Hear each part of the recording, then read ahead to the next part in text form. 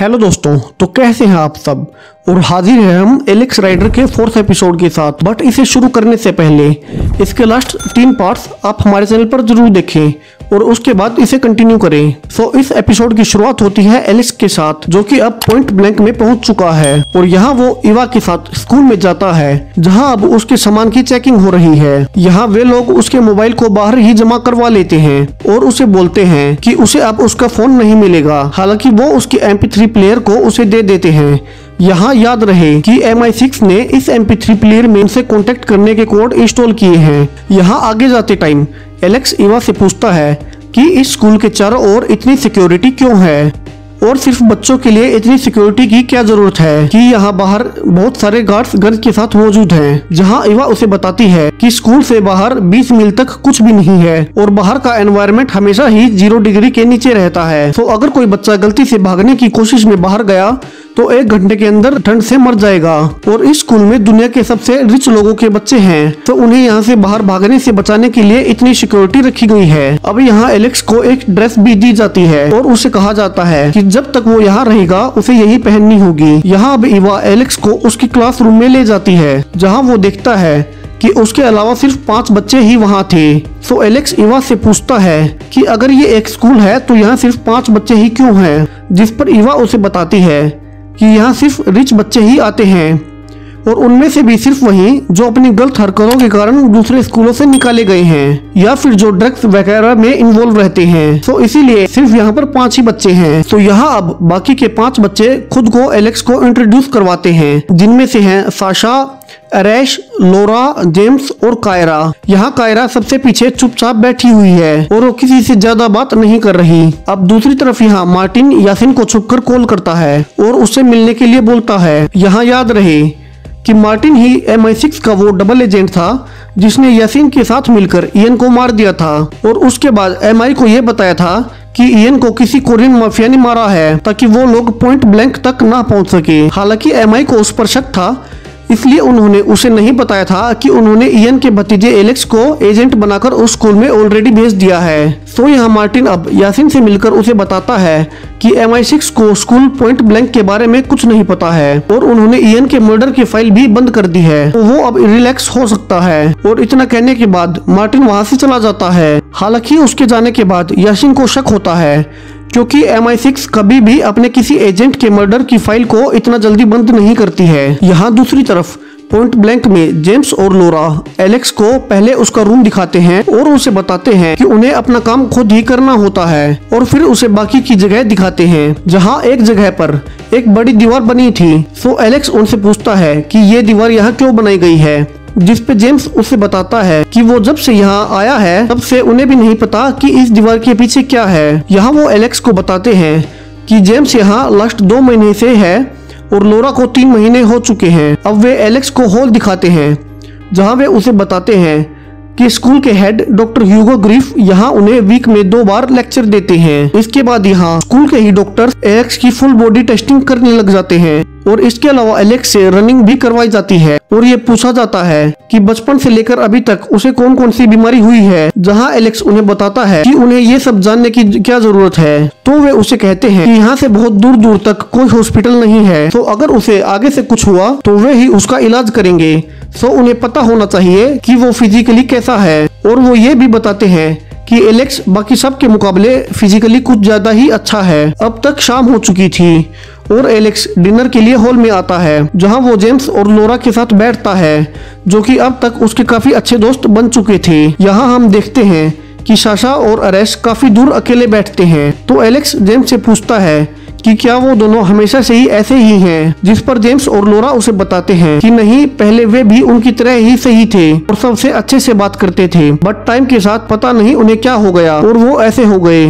और अब वे किसी से ज्यादा बात नहीं करते हैं और दोनों अकेले बैठे रहते हैं। अब यहाँ एलेक्स और कायरा को खाना खाने के बाद सबके बर्तन धोने को बोला जाता है, जहाँ किचन में जाने के बाद एलेक्स को याद आता है कि वो एज ए स्पॉइल्ड चाइल्ड यहाँ आया है, तो अगर उसने सारे काम सही किए तो शायद सबको उस पर शक हो जाए। तो वो जानबूझकर वहाँ जोर से म्यूजिक बजा देता है और नाचने लगता है। अब तक वहाँ जेम्स और लोरा भी आ जाते हैं और उसका साथ देते हैं, सिवाय कायरा के, जो कि पहले से ही इन सबसे कम बात करती थी। अब इवा किचन में आती है और सबको डांटने लगती है और पूछती है कि ये सब किसने किया,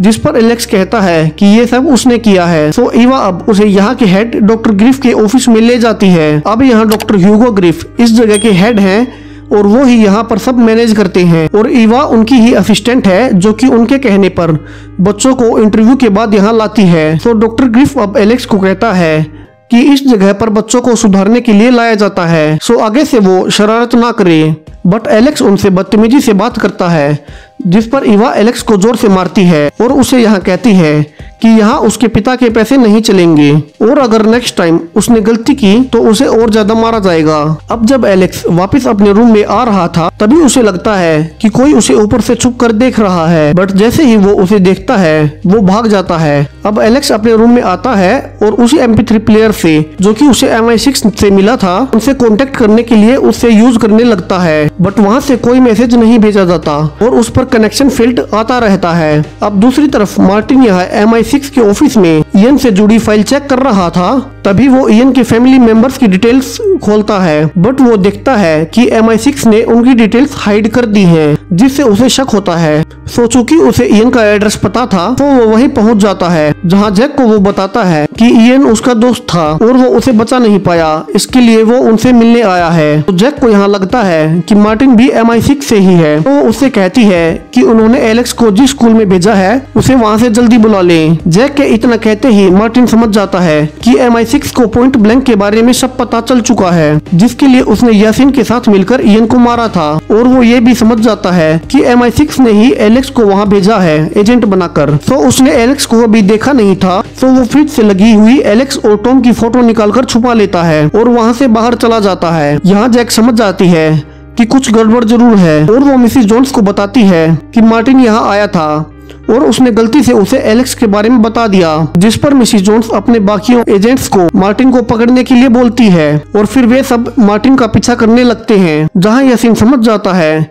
कि MI6 को मार्टिन के बारे में पता चल गया है, तो वो भी मार्टिन के पीछे जाता है ताकि उसे मार सके, वरना अगर MI6 को वो पहले मिल गया तो उसे वो सब उगलवा लेंगे कि किसके कहने पर उसने इयन को मरवाया था और क्यों मरवाया था। तो वो मार्टिन के पास जाता है और उसके कुछ बताने से पहले ही कि MI6 ने एलेक्स को ऑलरेडी उस स्कूल में भेज दिया है, वो मार्टिन को चाकू से मार डालता है और उसी बीच उसे टॉम और एलेक्स की फोटो मार्टिन की जेब से मिलती है और वो जल्दी में उसे उठाकर ले जाता है और फिर MI6 के बाकी लोग वहां आ जाते हैं जहां उन्हें मार्टिन मरा हुआ मिलता है। अब दूसरी तरफ यहाँ पॉइंट ब्लैंक में यहाँ के हेड डॉक्टर ग्रिफ बच्चों की स्पेशल क्लास ले रहे होते हैं, जहाँ लोरा बार बार खांस रही थी, तो डॉक्टर ग्रिफ बच्चों को कहता है कि आज के टाइम में लोगों की आबादी अर्थ पर बहुत बढ़ गई है, तो क्या हो अगर किसी तरह से इनमें से 99% लोगों को किसी तरह से हटाया जा सके, तो बाकी के बचे हुए 1% लोगों के लिए ये पृथ्वी स्वर्ग के बराबर हो जाएगी। जिस पर एलेक्स उनसे कहता है कि ये कौन डिसाइड करेगा कि किन 1% लोगों को अर्थ पर रहना चाहिए। अब तक लोरा बहुत बुरी तरह से खांस रही थी, तो डॉक्टर ग्रिफ उससे कहते हैं कि उसे अब नीचे डॉक्टर के कमरे में जाना चाहिए, जिस पर आगे बैठे साशा और अरेस अजीब तरह से लोरा की तरफ देखते हैं। सो लोरा यहाँ अब डॉक्टर के रूम में चली जाती है। अब यहाँ रात हो चुकी थी और एलेक्स फिर से MP3 प्लेयर से MI6 से कॉन्टेक्ट करने की कोशिश करता है, बट वो अब तक भी काम नहीं कर रहा था,